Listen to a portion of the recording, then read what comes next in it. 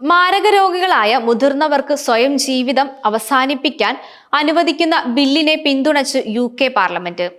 ഇംഗ്ലണ്ടിനെയും വിയറ്റ്നാമിനെയും മാരകരോഗികളായ മുതിർന്നവരെ നിയമപരമായി ജീവിതം അവസാനിപ്പിക്കാൻ അനുവദിക്കാമോ എന്ന കാര്യത്തിൽ ആണ് ബ്രിട്ടീഷ് നിയമനിർമ്മാതാക്കൾ ചരിത്രപരമായ ഒരു തീരുമാനം കൈക്കൊണ്ടിരിക്കുന്നത്.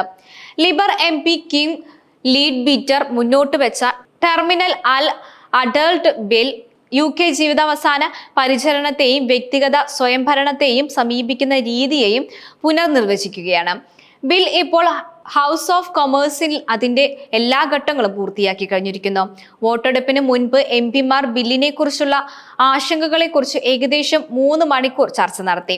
രണ്ടാം വായനയ്ക്ക് ശേഷം വരുത്തിയ ഭേദഗതികൾ സമൂഹത്തിലെ ദുർബലരായ അംഗങ്ങളുടെ സുരക്ഷാ ആശങ്കകൾ പരിഹരിക്കുന്നതിൽ പരാജയപ്പെട്ടുവെന്ന് ബില്ലിനെ എതിർത്തവർ അവകാശപ്പെട്ടു. എന്നാൽ മാരക രോഗികൾക്ക് എങ്ങനെ ഇപ്പോൾ അന്തസ്സോടെ മരിക്കണമെന്ന് തിരഞ്ഞെടുക്കാനുള്ള അധികാരം തിരികെ നൽകുക എന്നതാണ് നിർദ്ദിഷ്ട നിയമനിർമ്മാണത്തിന്റെ ലക്ഷ്യമെന്ന് ബില്ലിനെ പിന്തുണച്ചവർ വാദിച്ചു. 314 MP-മാർ ബില്ലിനെ അനുകൂലിച്ച് വോട്ട് ചെയ്തു. 291 പേർ എതിർത്ത് വോട്ട് ചെയ്തു. 23 വോട്ടിന്റെ ഭൂരിപക്ഷത്തിലാണ് ബില്ല് പാസ്സായത്. 1967 ഗർഭചിത്ര നിയമം വിധേയമാക്കിയതിനും ശേഷം UK-യിൽ സംഭവിക്കുന്ന ഏറ്റവും വലിയ സാമൂഹിക നയ മാറ്റമായിരിക്കും ഇത്. 18 വയസ്സോ അതിൽ കൂടുതലോ ഉള്ള പ്രായമുള്ള മാരകമായ രോഗമുള്ളതും 6 മാസമോ അതിൽ കുറവോ ആയുർദൈർഘ്യമുള്ളതുമായ മാനസിക കഴിവുള്ള വ്യക്തികൾക്ക് മരിക്കാൻ വൈദ്യസഹായത്തിനായി അപേക്ഷിക്കാൻ അനുവദിക്കുന്നതാണ് നിർദ്ദിഷ്ട നിയമം. ആ വ്യക്തി തന്നെ സ്വയം മാരകമായി മരുന്ന് നൽകണം എന്നതാണ് ഇതിലെ നിർണായകമായ ഒരു ഭാഗം. 2 സ്വതന്ത്ര ഡോക്ടർമാരുടെയും നിയമവിദഗ്ധ, സാമൂഹിക പ്രവർത്തകൻ, മനഃശാസ്ത്രജ്ഞൻ എന്നിവരുടെയും ഒരു മൾട്ടി അംഗം അവലോകന പാനലിന്റെ അംഗീകാരം ഉൾപ്പെടെയുള്ള വിശദമായ സുരക്ഷാ നടപടികളാണ് UK ബില്ലിനെ വ്യത്യസ്തമാക്കുന്നത്. 2024 നവംബർ 330 മുതൽ 275 വരെ വോട്ടുകൾക്ക് ബിൽ പാസാക്കിയതിനു ശേഷം ബിൽ പരിഷ്കരണങ്ങൾക്ക് വിധേയമാക്കുകയായിരുന്നു. നിയമസമൂഹത്തിൽ നിന്നും എതിർപ്പുകളെ തുടർന്നാണ് ജഡ്ജിയുടെ അംഗീകാരം നേടണമെന്ന വിവാദപരമായ ആവശ്യകത നീക്കം ചെയ്തത്. അതിന്റെ സ്ഥാനത്ത് ഒരു മെഡിക്കൽ ലീഗൽ സോഷ്യൽ പാനൽ വഴി കൂടുതൽ കാര്യക്ഷമമായ ഒരു പ്രക്രിയ നിർദ്ദേശിച്ചിട്ടുണ്ട്. പഠന വൈകല്യങ്ങളോ മാനസികാരോഗ്യ പ്രശ്നങ്ങളോ അതുപോലുള്ള സാഹചര്യങ്ങളോ ഉള്ള രോഗികളെ സ്വതന്ത്ര അഭിഭാഷകർ പിന്തുണയ്ക്കുന്നുണ്ടെന്ന് മറ്റൊരു പ്രധാന ഭേദഗതി ഉറപ്പാക്കുന്നു.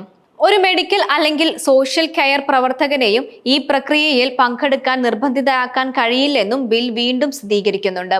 പ്രൊഫഷണൽ ധാർമ്മികതയും വ്യക്തിപരമായ വിശ്വാസങ്ങളും സംരക്ഷിക്കുന്നതിനായാണ് രൂപകൽപ്പന ചെയ്ത ഈ ഒരു വ്യവസ്ഥയുള്ളത്.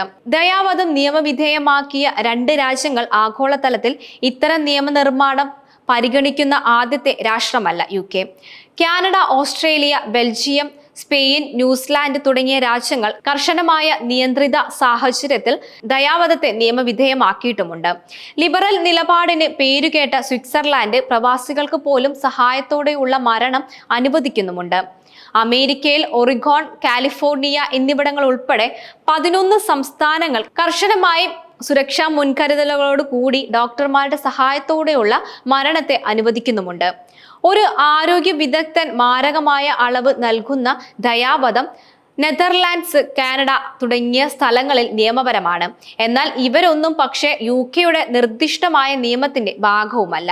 മാരകമായ രോഗങ്ങൾക്ക്, പ്രത്യേകിച്ച് അസഹനീയമായ വേദന അനുഭവിക്കുന്നവർക്ക് ഇത് അന്തസ്സും നിയന്ത്രണവും വാഗ്ദാനം ചെയ്യുന്നു എന്ന് ബില്ലിനെ പിന്തുണയ്ക്കുന്നവർ വാദിക്കുന്നുണ്ട്.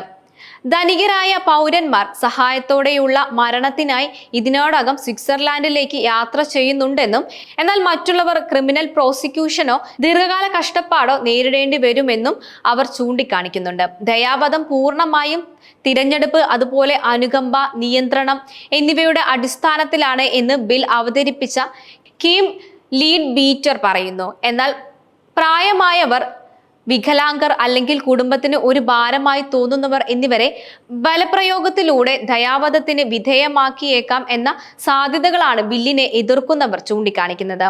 നിയമം മാറ്റുന്നതിന് പകരം സാമൂഹിക അതുപോലെ സാമ്പത്തിക നില പരിഗണിക്കാതെ ഓരോ പൗരനും അന്തസ്സോടെ മരിക്കാൻ കഴിയുമെന്ന് ഉറപ്പാക്കേണ്ടതുണ്ട്.